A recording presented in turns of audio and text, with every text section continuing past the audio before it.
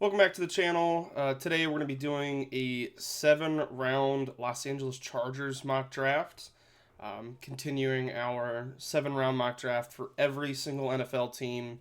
We're working our way through the AFC West right now. If you don't already watch, I did the Raiders mock draft and the Chiefs mock draft. Go back and watch those. Let me know what you think.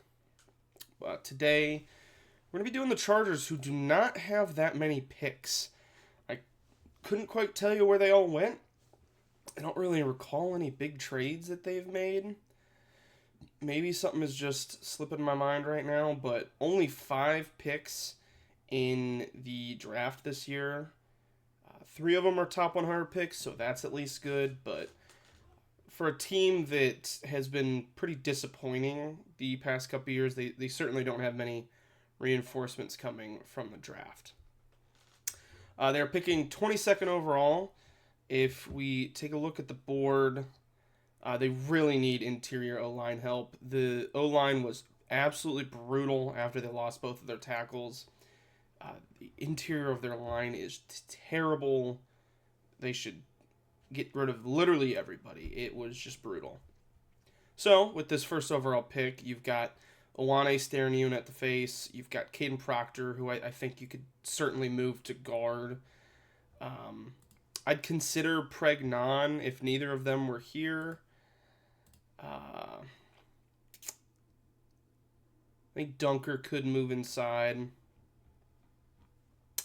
But if he's here, you take Owane out of Penn State. As you can see with these grades here, just a phenomenal pass protector. He's an easy plug-and-play starter on that offensive line. He's got plenty of snaps in his career, lots of tread on his tires in a good way. Played for, I'm going to say, a good Penn State program. They weren't necessarily a good team last year, but I think this is a slam dunk pick. You run it to the table if you can. With the 55th pick in the second round, Romello Height is still here. I don't love that for them. I don't think he really fits what they're doing. He's a little too small. Not really good of a run defender. Lee Hunter is an interesting guy. He's certainly a bigger defensive tackle. Josh Josephs is interesting. Dominique Orange is here. Big citrus. I like that. I think sneakily they could use some help at receiver too. Keenan Allen's getting pretty old. Ladd McConkey had a down year, and you're going to have to pay Quentin Johnston here soon, and I'm not sure that they really want to do that. So I'd certainly look at receiver at some point in this draft. I'm a big Dominique Orange fan. I think he provides a good balance of pass rush ability and run stopping ability. He's not the thickest guy in the world, but I think he's a savvy run defender. And you need help along that defensive line. So I think that is the player we're going to take. Harbaugh building the trenches back up, both on offense and defense. It feels like Harbaugh picks, if I'm being completely honest. Here at pick 86, I wouldn't hate double dipping with Chase Bisontis. Jayshon Barham is interesting here. I think they could use some secondary help too. What receivers are here? Deion Burks is interesting. I know his grades aren't fantastic, but I think right around here is where you start to be interested in him. Do I like him better, or do I like Chase Bisontis for this team?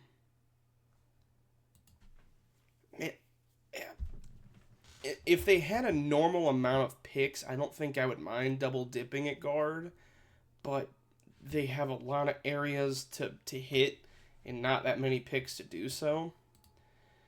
Deion Burks is a good talent here at pick 86. They don't need running back. They don't need tackle. I don't think Carter Smith can move inside. Yeah, we're going to go Deion Burks here. Provides just another young piece to a young receiving core that I think could use some extra juice, especially with Keenan Allen probably on his way out. Here at pick 123, Eli Raridon's a solid player. They don't really need tight end, though. Tim Keenan is interesting on that defensive line. Double dip in there could make sense.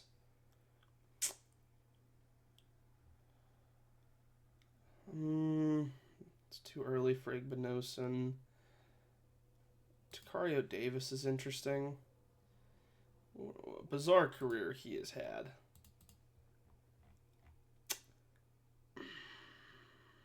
Let's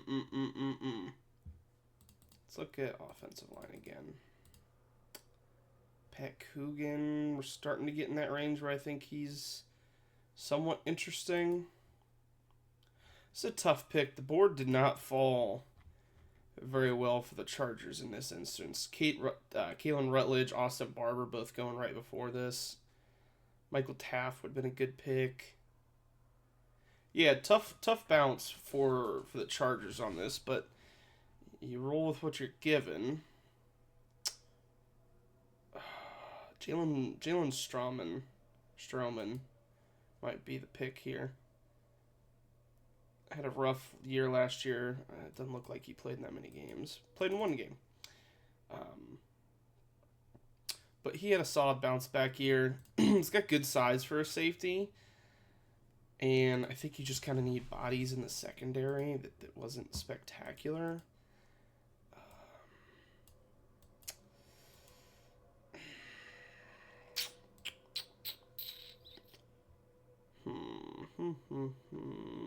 I think that's what we're going to roll with here. Like, it's hard to double dip on O-line if you don't love the player, just because you need bodies elsewhere. It's going to be a short video. Just not that many picks for whatever reason. I'm going to have to go look and see what some of those trades were, because I cannot remember why they don't have any of these picks. So we're sitting here with Owane, Dominique Orange, Deion Burks, and Jalen Stroman. A lot of QBs. There's always a lot of QBs left at the end of this draft. They never seem to get picked by the simulator. I think you could look at edge. Getting another piece on that defensive line wouldn't be a bad idea. Not really familiar with many of these players, but I think we're just kind of looking at size profiles at this point. 6'3", 261. Definitely not Ben Bell. All these guys are a little bit on the smaller side. I was looking for there's a guy, but he had an awful year this year. My gosh, against SMU. Dude, it's SMU, my man. Don't love any of those picks. Zane Durant's interesting. Fall from grace he has had. I mean, look at that. Pretty consistently a first-round pick before the season, and now he's, after trending upwards, he is a top 200 pick. A rough year for the program in Happy Valley. Might roll with him though. Double dip on the defensive line, can't hurt. Harbaugh's a trench guy. They need trench help. They've got a lot of older, aging, and not great players. So I think that's what we do. It's hard to love a draft that you only have 5 players in. I think this is pretty maximizing. Owane is a slam dunk. I think you really hang your hat on that. I think getting Deion Burks in the 3rd round is pretty good value. Dominique Orange is a really good player.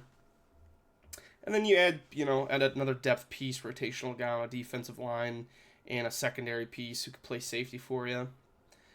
It's hard to fall in love with drafts where you don't have many players and it's heavy in the trenches. Let me know what you guys think down below. Let me know if there's any picks you would have made differently, any players you just love for the Chargers. If you liked the video, subscribe, hit the like button, all that. We're trying to build something here. I'm having fun doing it, so it's great. But until next time, I will see you guys later.